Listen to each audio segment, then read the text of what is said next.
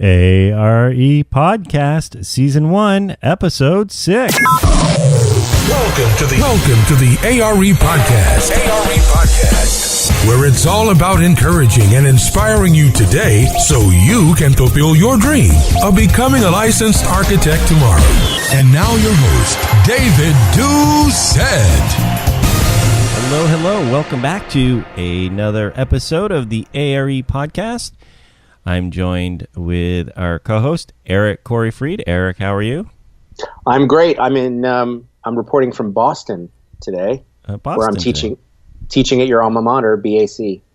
Whoop, the BAC, which was the Boston Architectural Center when I went there, but now they got fancy, and Boston Architectural College, or Architectural College is what it is now. Yeah, it's very fancy now. And that actually has something to do with our topic today. Use your architecture career to make the world a better place. I know you have a lot to say about this topic, and I definitely have some good questions. And not that we're going to get on a political tangent today, but this is a pretty appropriate topic for what's going on in the world today. So for my first question for you is, when we were discussing this topic, you said, well, that's why I'm in Boston. So why don't we lead with that? So I'm fortunate that I get to teach this incredible program at Boston Architectural College that's not part of the architecture program. It's part of the sustainable design program, and it's a master's in sustainable design. And what I teach the capstone, the thesis. So essentially, students come in and they'll say something like, "Yeah, I work as an architect by day, but there was something missing. I want to change the world. I want to have an impact. I want to make the world a better place."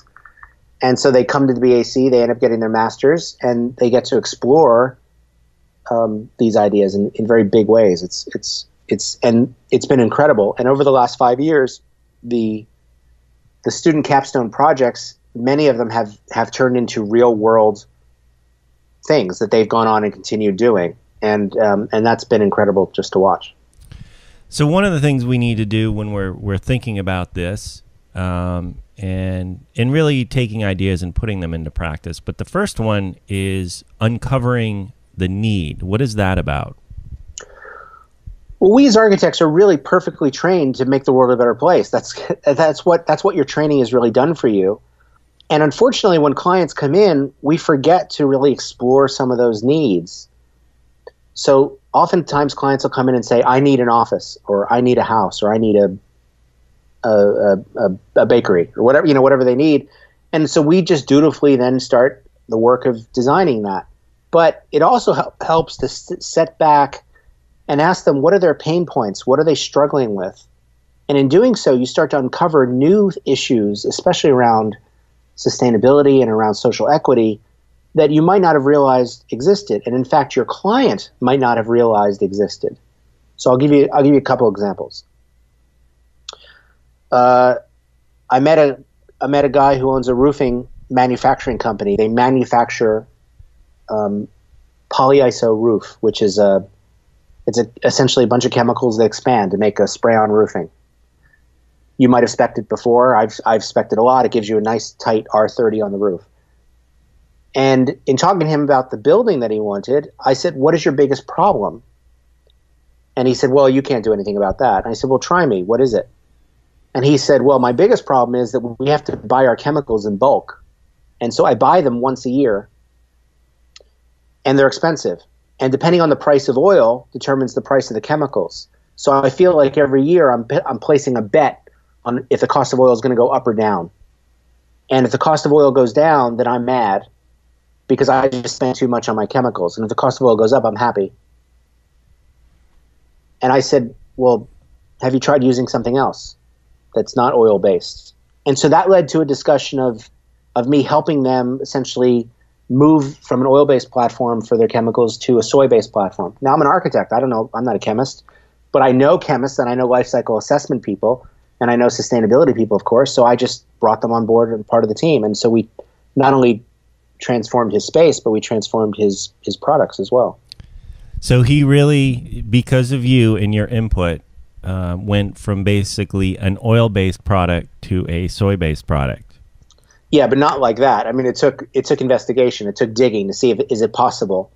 And it turns out that the soy-based chemistry worked perfectly for what he needed, and he wasn't essentially playing a hedged bet every year with chemical purchases. So because it's soy-based, I can put it on my Wheaties? I can eat it with my cereal? It probably wouldn't taste very good, but yeah. So, well, this is interesting because we haven't talked about this before. I didn't know this.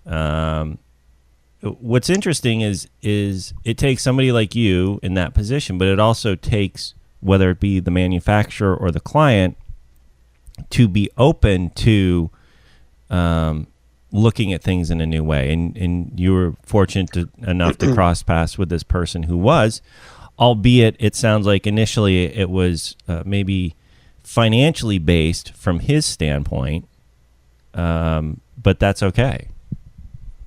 Yeah, who cares if it's of course it's financially based. Putting solar on a roof is financially based if you think about it, because there's a payback. I love uncovering problems that it's the right thing to do, it's sustainable, and it makes economic sense. Those are the perfect things to do.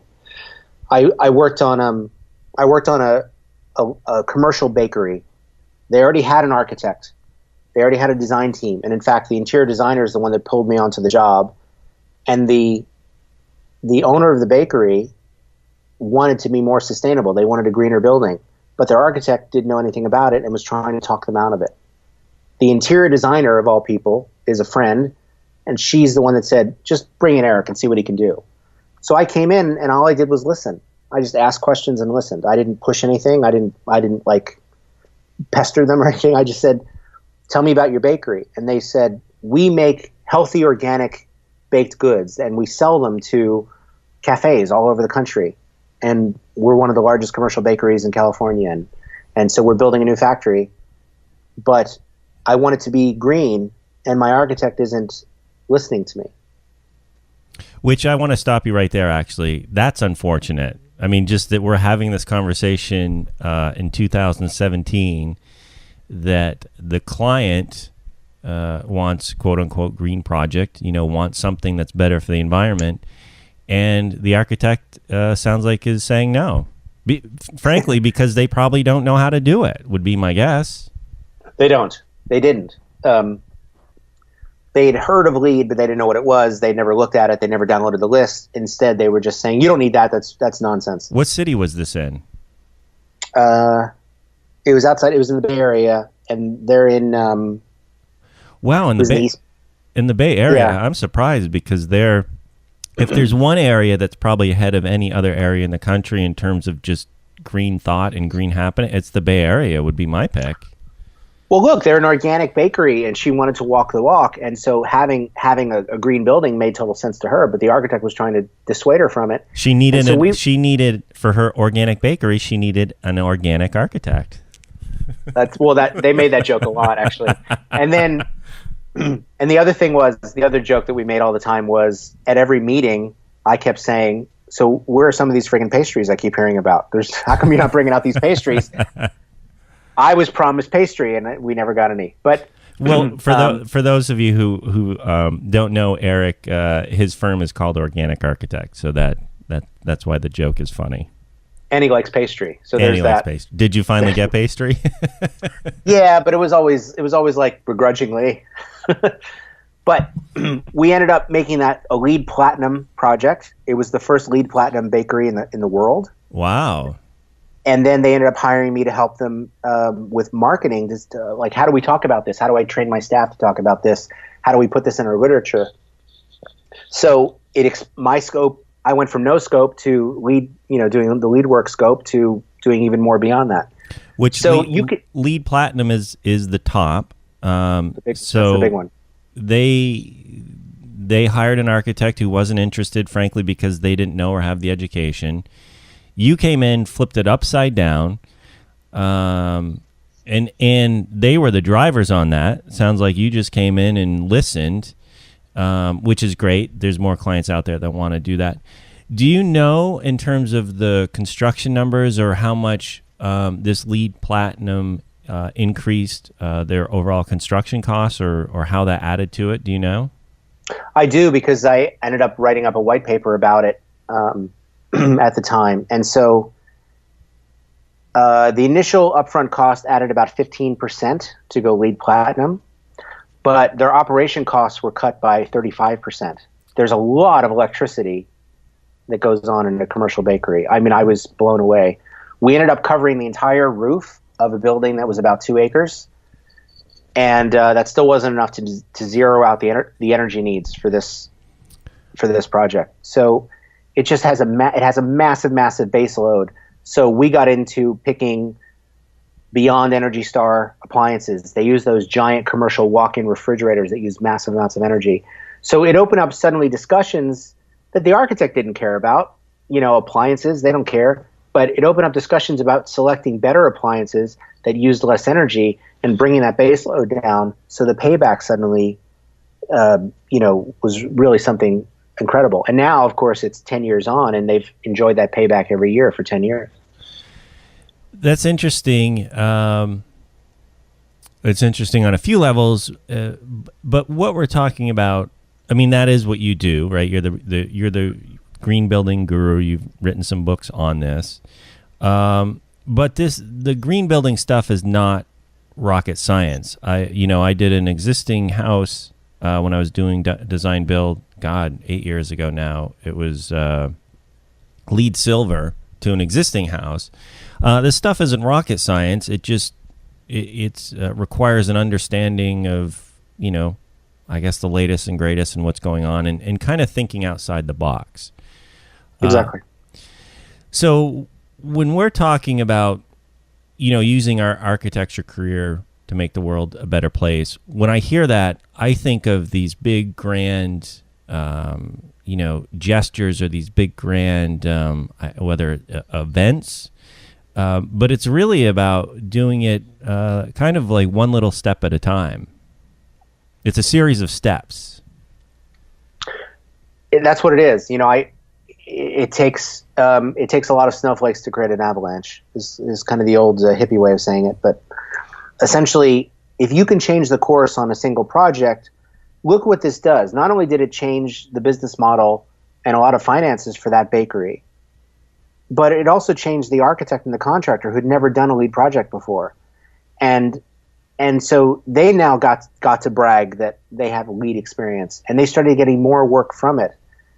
I've seen this time and time again where I'm their green building virgins, and I'm the one that's leading them through their first experience. And then after that, they really get into it. Okay, so let's say I'm on board with this. I love this idea of I'm becoming an architect. I want to change the world, or not even change the world, just make the world a better place. We just want to make it better. We want to contribute. But I'm working at this firm where I'm stuck doing toilet room elevations all day.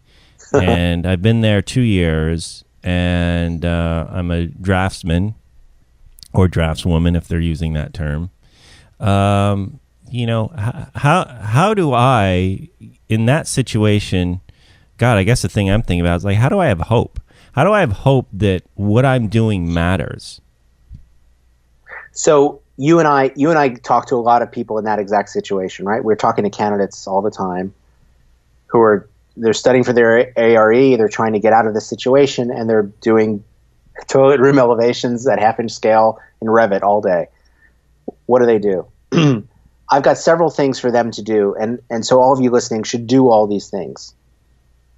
Unfortunately, all of them involve you doing extra work, like a little bit of extra effort. So it might cut into some of your free time. Well, can I stop you for a second? I want you to continue, but I had a thought. Gary Vaynerchuk, who we both follow, I just saw a video of him the other day, and he's got an interesting story. I mean, he went into the family business, but from, like 21 to 31, he didn't spend any money, he didn't go on vacations. He's making 35 to 55 grand a year in the family business, and he just socked everything away. And he was talking to this one guy asking, well, how do I get there? And he goes, basically, in your 20s, you just eat shit. And if I say that to somebody in their 20s, how do I do it? Well, you got to eat shit for the next 10 years. And he goes, how many people are signing up for that? And he's like, 0. Because everybody wants it instantly. They want it now. They want the instant gratification. They don't want to put in the hustle, which is one of his favorite words. They don't want to put in that 10 years or whatever time is required. And if it was that easy, everybody would be doing it. So I just wanted to say that because that leads into starting, you gotta make it a priority and put in the work. So go ahead. Exactly. I agree with everything you said. So there is no magic here. You gotta put in the extra work. But here's what you got to do.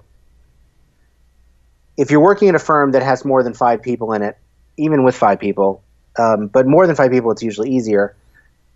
Call a bunch of companies that are using that produce green materials and have them come in and do a lunch and learn. Make sure those companies then leave behind binders that fill your office library, so that way they're there. So anybody can do that. I don't need to be a project manager. I don't need to be a job captain. Anybody can sort of take that initiative, go to your boss and say, hey, how about I call some of these companies and invite them in for lunch and learn? Yeah, it's a free lunch, basically. So, when I had staff and everything else, the interns are the ones that used to schedule these things. I didn't do it. So once a week, maybe it's Wednesdays or maybe it's Fridays or who knows, but once a week you have a company come in and do a lunch and learn. They're happy to do it. They buy lunch for everybody. Everybody's happy to do it because they get a free lunch and they get to hear about a new green product or material or system. The library gets better because now suddenly you have green materials in it.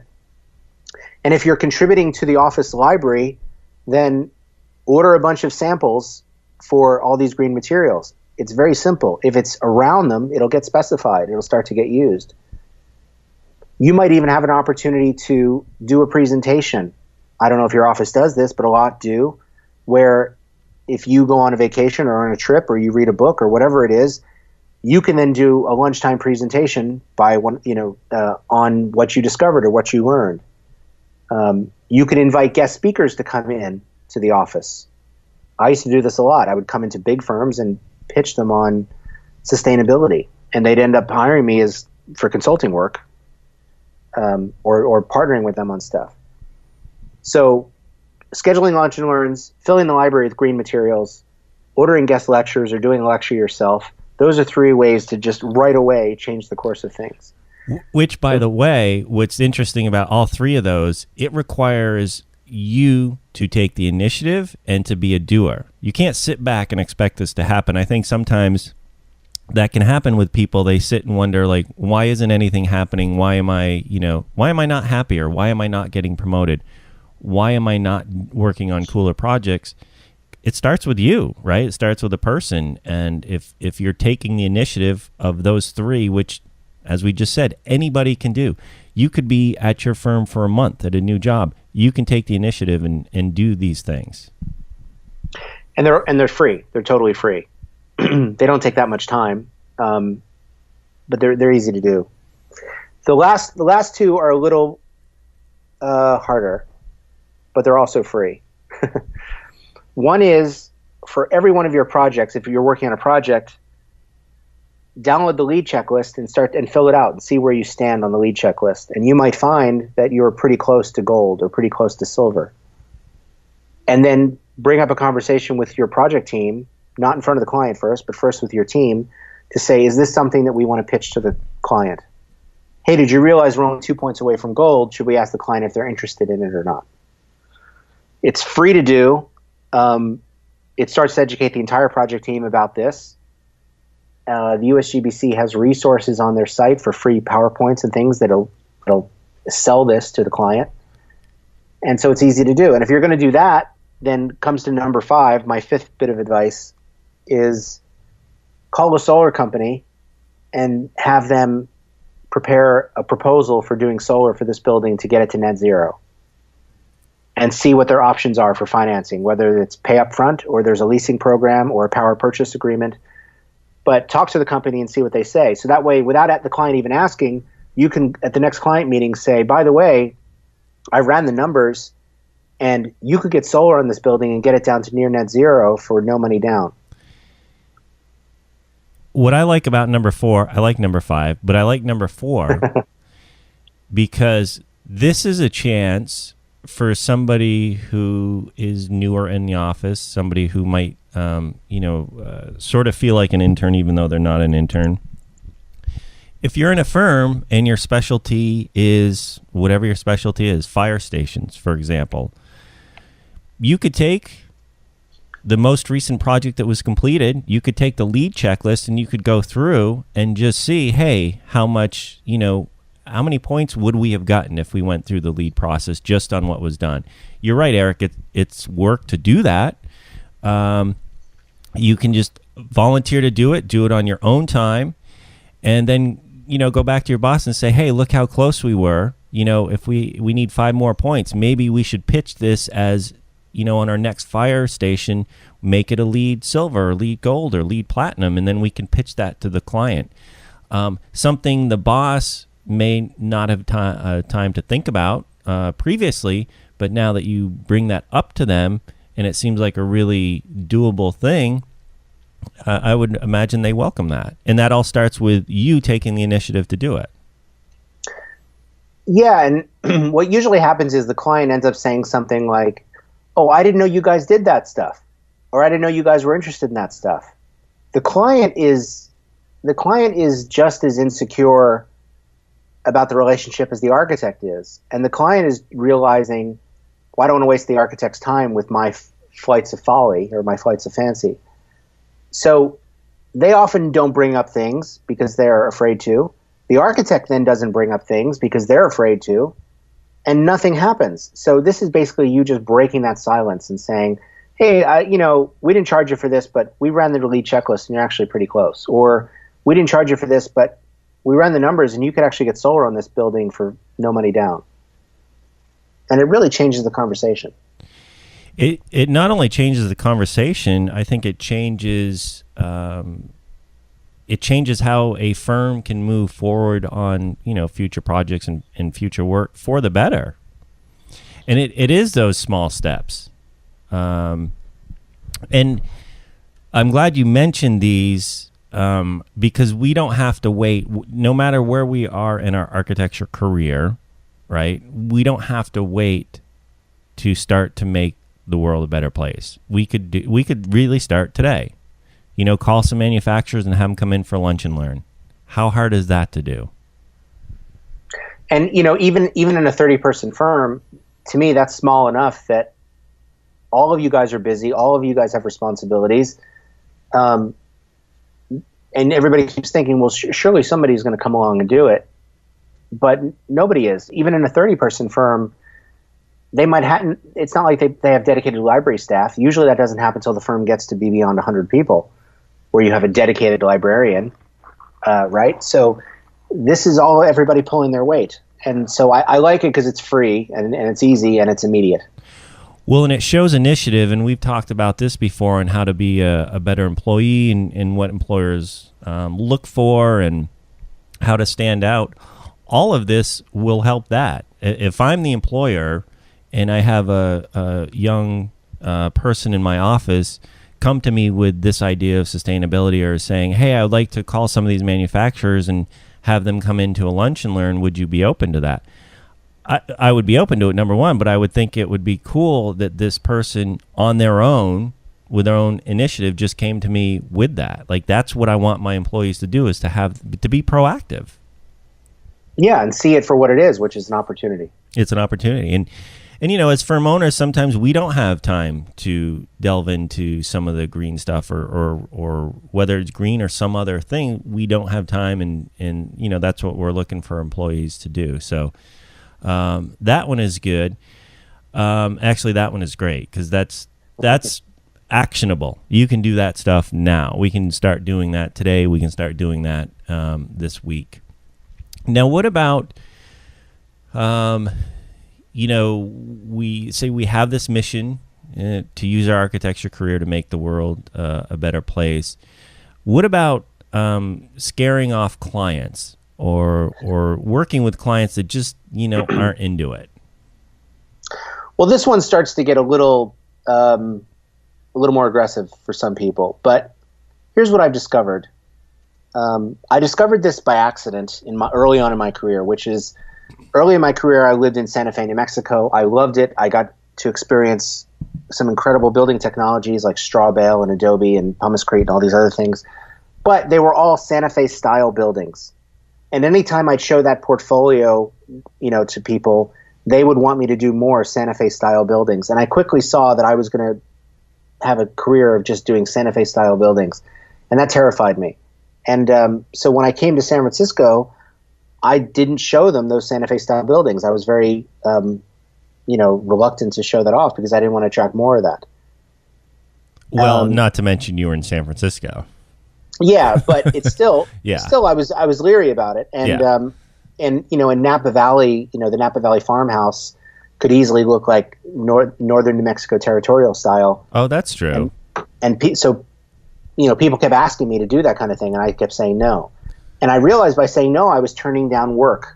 But in turning down work, I was also keeping myself free to work on the work that I wanted to do. And so my big marketing plan in 1997, when I went off on my own, was everyone I meet, I'm going to tell them what I believe in architecture, that architecture should be green and healthy and generate its own energy and should be a green building. And I knew that would scare off clients. And my hope was that it would eventually attract the clients I wanted. And I was right. It scared off clients that weren't interested in sustainability, that absolutely were not going to do anything with it, and I would have been fighting an uphill battle that would have stressed them out and stressed me out. And instead, I started to attract my people that were like, yeah, we're open to that. We want to hear about that. And it very quickly changed. And so I started building up a nice little book of clients that appreciated what I was talking about, were interested in what I was talking about, and willing to put their money where their mouth is and support green building for their own projects, especially as I got better at understanding the benefits of these systems and the payback of these systems and all that. So just because you're getting clients, if they're the wrong clients, it's not helping you. It's pushing you further down a path that gets you away from your dreams and your goals. You want to scare off these wrong clients, and you want to attract the right ones. Yeah, and you took the chance on that, right? You realized that, and that gets into, especially if we're in our 20s, really thinking about the future, and we may not have the answers now. And if we're just grinding it out for the next 3 years at a firm, so be it. There's no harm in that. But at some point, I think if we do want to make the world a better place, we're going to have to take some actions to make that happen, whatever that is. And like, you just said, it's turning down work, so you're open, so that opens a door for the work that you want.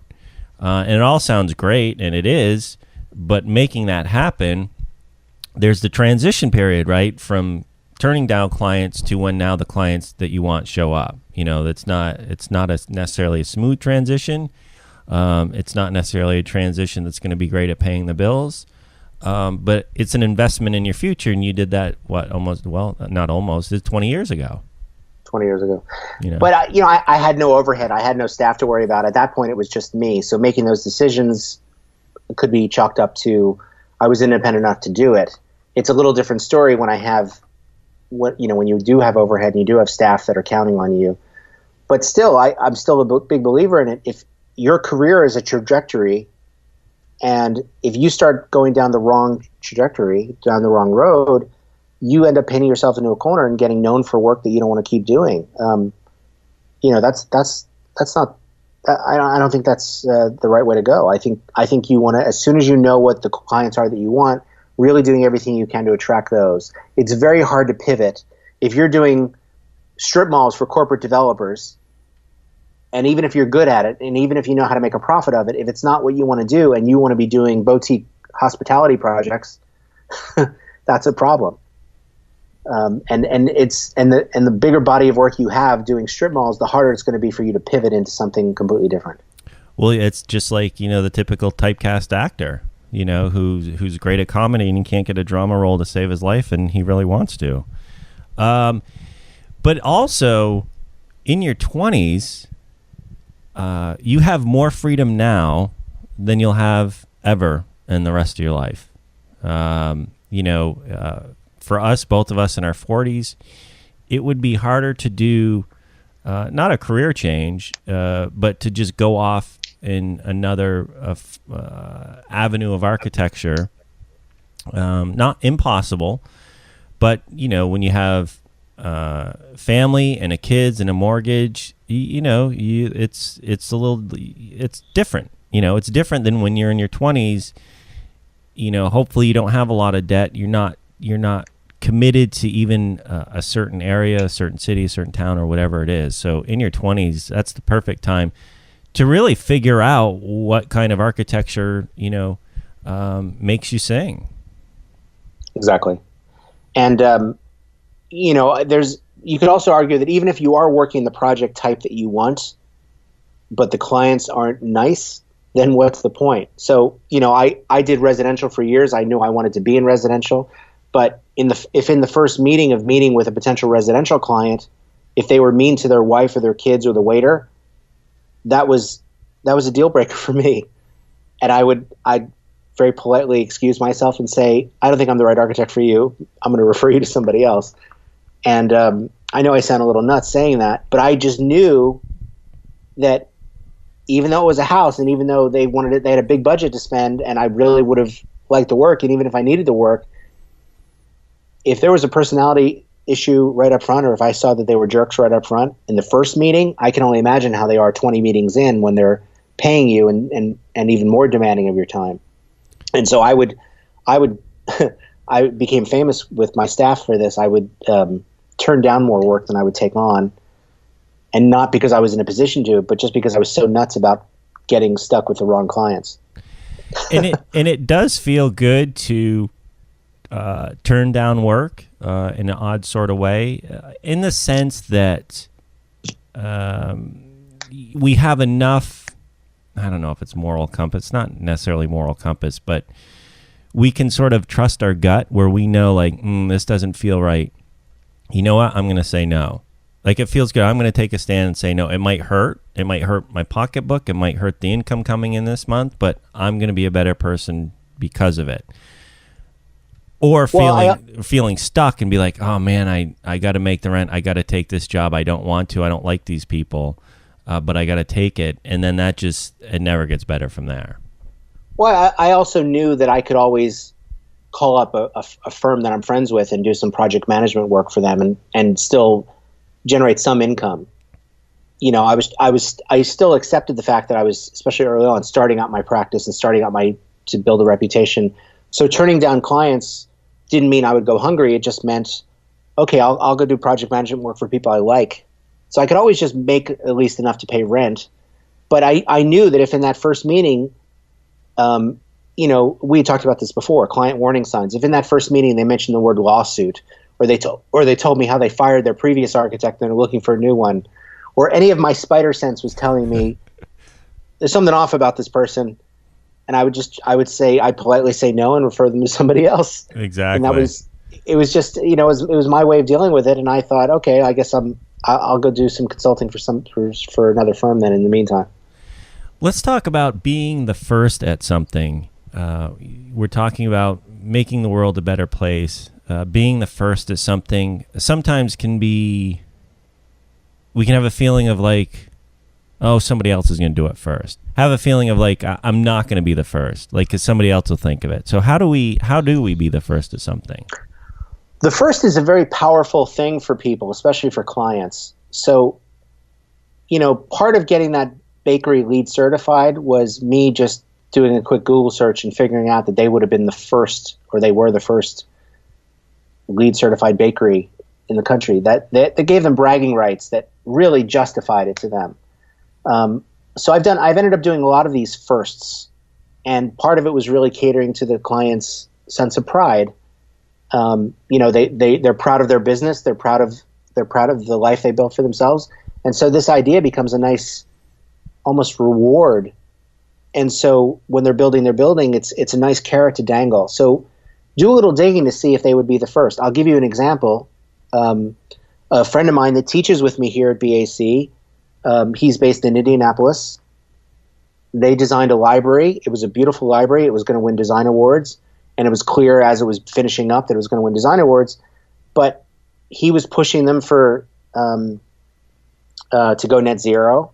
And it wasn't really until he said, you would be the first net zero building in the entire state of Indiana, that they perked up and then did it. And they did. They became the first net zero certified library in the entire state. I think the first net zero certified building in the entire state, if I remember correctly. So there's a power at being the first at something, and it'll really get your clients excited.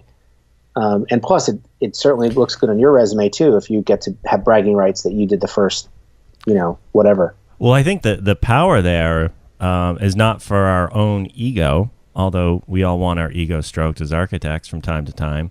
It's the power, just as you said, showing that to the client, getting the client excited, like, oh, I can be the first. That is powerful. If we can excite the client and get the client on board, then that's great. Exactly. And so oftentimes if you're going in for the first interview with the client, or if you're already on a job and the senior folks brought it in and you're just doing the bathroom elevations on the job, sometimes it's worth doing a little digging to find out about their business and how they position themselves, and if this building presents an opportunity to be the first at something. And that goes back to just being a little proactive, doing a little work, because this stuff's not going to fall in your lap. There's no little pill for it. How do we find untapped clients? You could argue that the history of architecture is really a history of architects catering to rich white people, right? The Medici family in Florence is the first, the quintessential patrons of architecture. And we haven't really veered that far from that. It's still mostly rich white people. So that means that there's a huge swath of people that are under or unrepresented who need architecture, who need design solutions. And so oftentimes it's a matter of just uncovering who's not being served, who is untapped here. And there's great examples of this. There was a nonprofit called Architecture for Humanity that essentially provided design services to people that need them all over the world. And it wasn't architecture for free. They found money for this stuff. But it was providing design services to people that normally would never receive them. So they were doing schools and community centers and in third world places. But then we have needs here in this country. So think about just in your own community, people that could benefit from having an architectural mindset, who need a building and might even be trying to run a campaign but can't afford an architect, and so they're restoring an existing one themselves. Maybe there's a way that you can talk your way onto a project.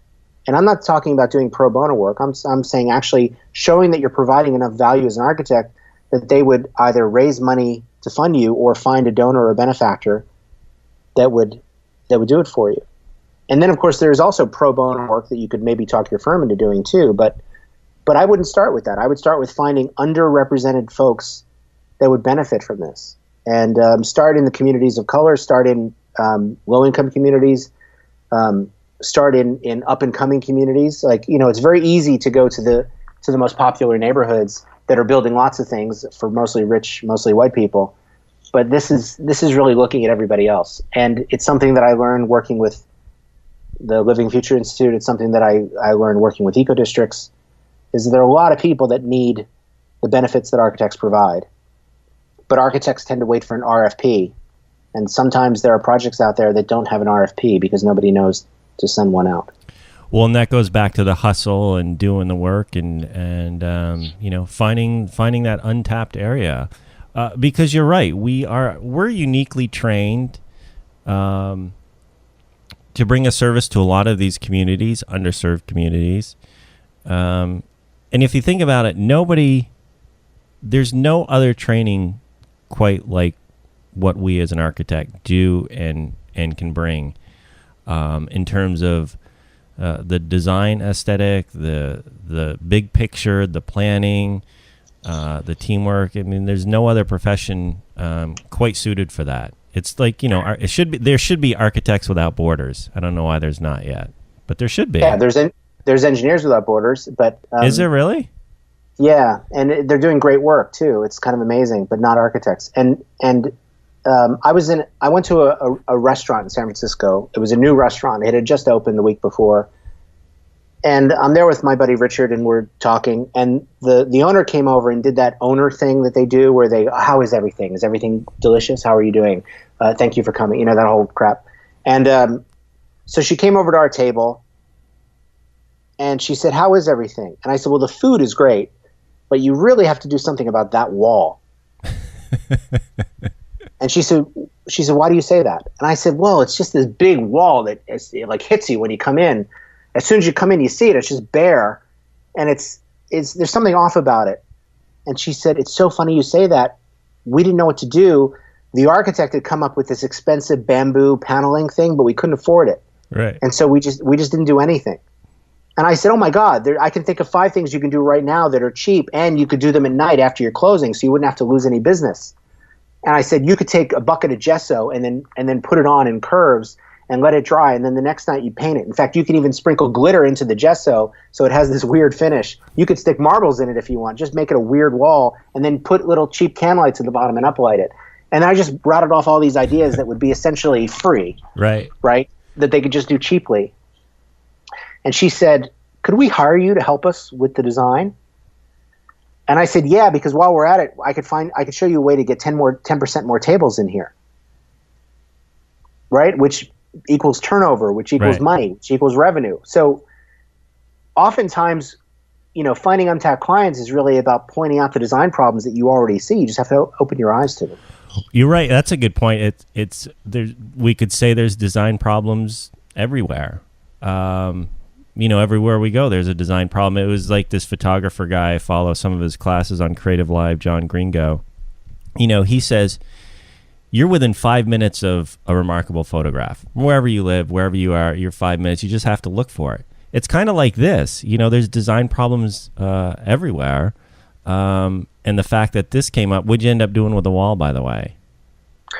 We ended up doing this thing with watered down plaster and then troweling, and we experimented with a few things, but ended up doing like this almost Art Nouveau thing, just a few things going up, and then painting it a color that I remember it being purple, that kind of complemented the dark upholstery that they had.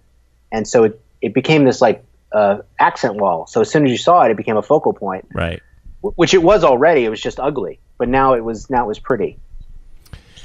And it's interesting you pointed that out because you did, but I think we can get in the mindset of not saying anything and just being, oh, somebody else will deal with it, or somebody else will fix it, or maybe they're already working on a design. Like, that's why it's bare. Somebody's already working on it. We just assume that. It's like when we come across an accident, oh, somebody's already stopped, we don't need to stop, or somebody's already called 911, we don't need to call 911. It's like, no, you do. Exactly. So one thing that all of you can do now is the next time you're at a restaurant and you notice that you're yelling at your table mates, it's because the acoustics are terrible. Well, you should know how to fix the acoustics in a restaurant. So say to the manager, I can fix your acoustical problem, and see if they'll hire you to do it. Because then you could design 50 different things that could help with the acoustics in that space. And you're seen as the big hero, and you've made a restaurant much more enjoyable. And that is moonlighting. And if you're working for a firm, and we have a whole podcast on moonlighting, so check that one out. We talked about this one a little bit already, but not following the money. That's a hard one, I think, especially as we get older. But I think we have already talked about that in terms of not following the money is similar to not working with clients that you don't want to have a relationship with. It's also, I think most people think clients are, wealthy people that come in the office saying, I need an architect. Or it's a city releasing an RFP, or it's a hotel chain releasing an RFQ. Oftentimes, clients don't come through that straightforward invitation. Sometimes, if you're essentially out prospecting for problems to solve rather than clients to find, it's not about finding the money. The money we do later. So there are countless examples of this. How many people do you know, or maybe you don't, but I know a lot of people that started nonprofits where they knew they had a good idea for a nonprofit that served a real need in the community, and they figure out the money part after that. But first is figure out what are the problems you're trying to solve, and then who does it benefit? And oftentimes the people that benefit the most might not be the people that are paying you. It doesn't always have to be so transactional a relationship between I'm building a house for this person, they're going to pay for it, and they're going to live in it. Sometimes it's like I'm building a community center for this person, but we're going to get the money from other sources. So don't just think that the money is the only way to find your bliss as an architect.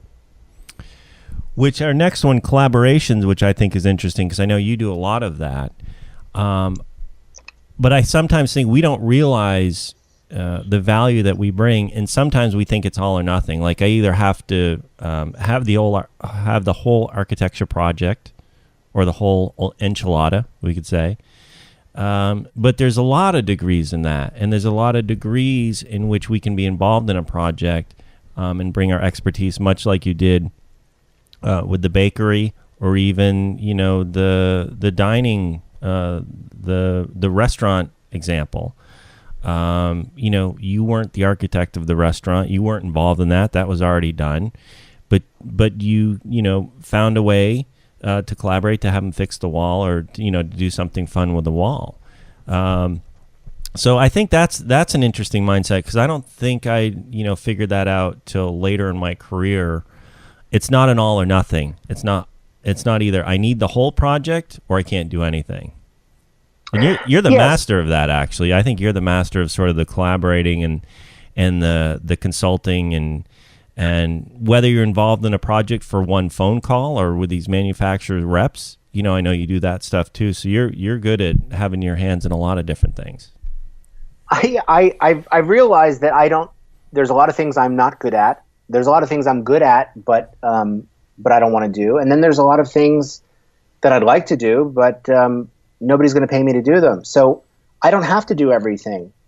So, but usually I can talk to a client and realize you need a living machine here, you need a gray water system here, you need a green roof here.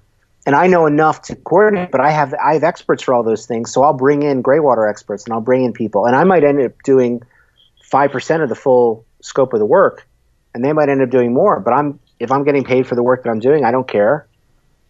So I've just learned that I don't need to own everything, and I don't need to do everything. And in doing so, I can go out and sell much bigger projects where I carve out a little piece that I'm keeping for myself. But sometimes 90% of the fee is going to other folks in this collaboration. They're thrilled because I'm essentially calling them with work. I'm thrilled because I'm getting the client exactly what they need, and I'm also then setting aside work for me to do. And that's fine by me. I see every meeting with a client as a potential collaboration, not just between me and the people I know, but between all of us and the client themselves. And oftentimes I don't know where it's going to take us.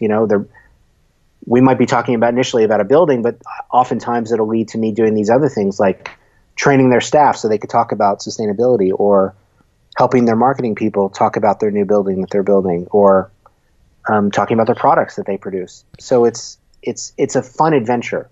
It is, and part of it is being aware of our own personality and our likes, and because knowing you, I know you couldn't be an architect on a job that takes 2 years, and that's your sole existence. I don't see you doing that. Oh no, that'd make me nuts. But it's also interesting because, you also talk to these manufacturers and manufacturer reps who pay you for your time and your insight. So you found a way to, make money and I think keep life interesting for yourself, but also you're making the world a better place, steps at a time. Yeah, I've just gotten in the mindset, and all of you should do this as well, is that everyone I meet, I can provide benefit to. If I'm talking to an insurance salesman, as boring as that might seem, I'm sure there's something that I can do for him or her. Whether it's redesigning their office, or redesigning their website, or getting them to, discuss a new line of insurance for people that have healthy buildings. Who knows? There's always this kind of adventure that comes with it. And so some people say it's just my personality, but I also think it comes from just having to hustle for so many years of, okay, how am I going to bring in revenue and how am I going to bring in money?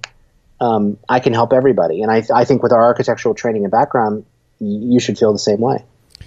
What about volunteering? What are your thoughts there? Because when I hear volunteering, there's two sides of it, right? We're helping out an organization or community, but we're also not receiving money, so it's taking time away from money-making endeavors. I wouldn't call it a slippery slope, but what are your thoughts on volunteering?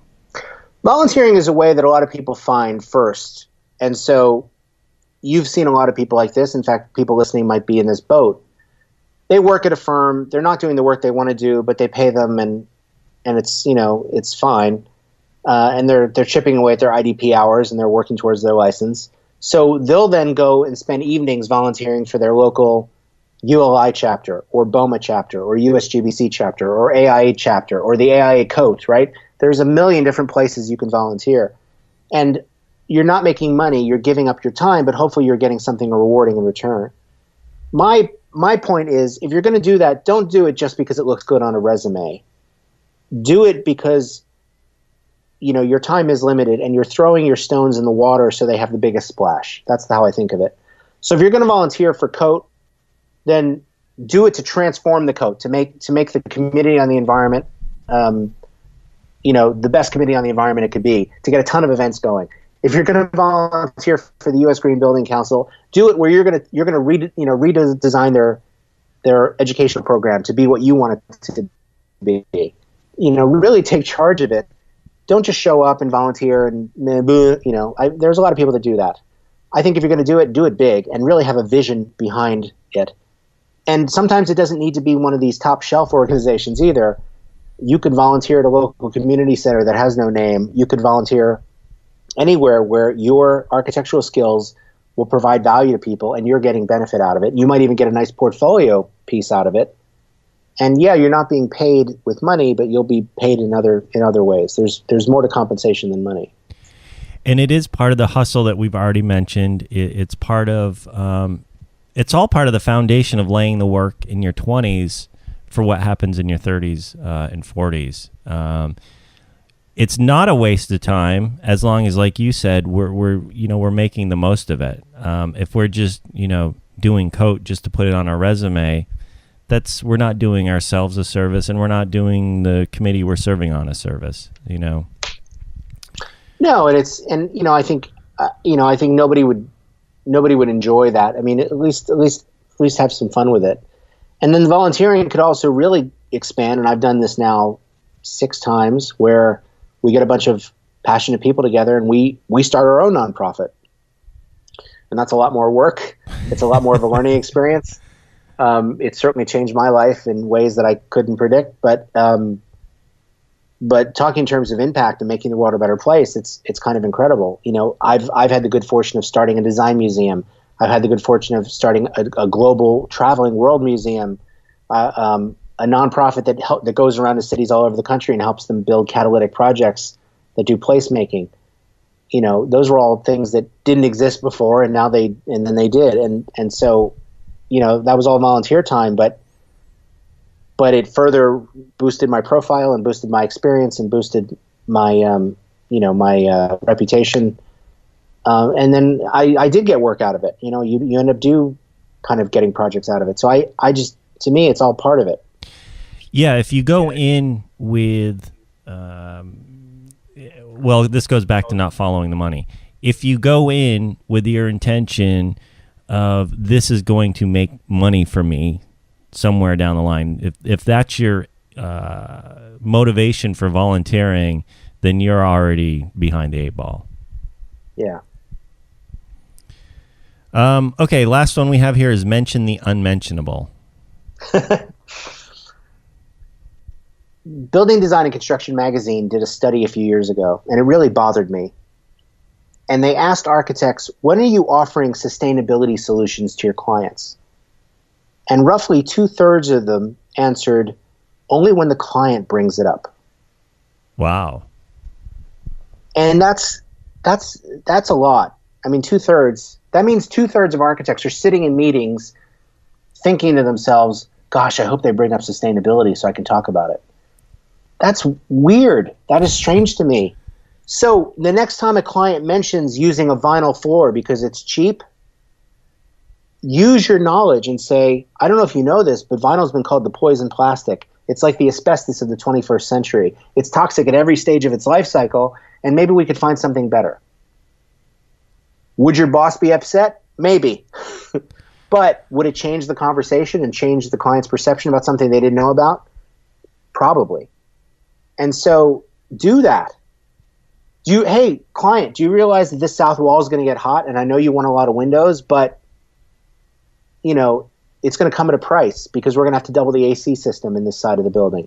Or, hey, client, this bathroom doesn't really have any light if you insist on putting it here. Push back. I really believe that we are professionals for a reason. We're licensed for a reason, and part of that reason is that we have a duty and a responsibility to not just give the client what they ask for, but give them what they need. And so mentioning these things that go unmentioned is important, and it's gone on for far too long. You know these problems, so bring them up. And if done in a respectful way. That too. Well, if they're done in a respectful way, the client can, always say no, but I think have the respect that you brought it up, because that is what they're hiring you for. But my guess is most times if you bring something up like that, like the vinyl, hey, it's poison, and you give them the facts, I would imagine most would be, I haven't thought about that before. What do you recommend? Rather than just say, no, I need vinyl. I have to have vinyl. Nobody ever said, nobody says that. Nobody has to have vinyl. They have vinyl because they've seen it before, and they don't realize that there's an alternative called linoleum, which is natural and made of linseed oil, that's more durable anyway, and it costs more, but they won't have to replace it every 5 years. So, you get better at figuring out how to pivot them. And they don't know that because the architects aren't telling them that. How else would they know? Pinterest? I mean, Exactly. So we're on this kind of downward spiral where nobody brings it up. The client doesn't learn. The client doesn't know and mention it, so nobody brings it up, and it just keeps on going like that. I think one of the reasons why it keeps on going, or my guess is that a lot of these firms, they get set in their ways. They do work that they know, and they, for lack of a better word, they get lazy. They don't want to necessarily have to research flooring for every project. They're going to use this vinyl flooring in this project because they've used it the last 12. And maybe we choose a different color, but it's the same vinyl, it's the same manufacturer. I think it's kind of just born out of laziness, and I think that's where it's up to, the next generation of architects to speak up and do a lot of what we were talking about, or what we've been talking about the last hour. It's not just architects to blame, because how many structural engineers do you know that recycle their boilerplate details? How many mechanical engineers that don't do the calcs on the building and just size the system based on square footage? So, it's also then mentioning, hey, mechanical engineer, do your friggin' job and actually do a calculation here. Maybe we can reduce the size of the HVAC system and save our client money. Hey, mechanical engineer, maybe you should speak up and mention the fact that the south wall is getting hot and is a problem for us. Back me up here. Hey, right. Structural engineer, if you're only going to stick to your sticky back and boilerplate details, maybe we should fire you and get somebody else who's actually willing to do the work. Hey, cleaning crew, if you're unwilling to clean with green cleaning products to help us get this LEED credit, maybe we should fire you and find a cleaning crew that will use non-toxic cleaners. It's really about being a professional and being responsible. And so I like mentioning the unmentionable is a large part of what I do every day, and bringing up these things everybody's too terrified to mention, but it only makes the project better. And you're not going to get fired. You're going to change the course of the project. You're going to change the course of the project, and you're going to make the world a better place. It's that our actions matter, right? And they amplify, as we've been talking about. Exactly. Alrighty, I think that's going to wrap it up for today's show. We're just about an hour. Glad to be back here on the ARE podcast. On behalf of Eric Corey Freed, my name is David Doucette, and we'll see you in the next podcast. Thanks for listening to the ARE podcast. Be Be sure to visit architectexamprep.com and check out our other podcast episodes, video tips, and the ARE blog.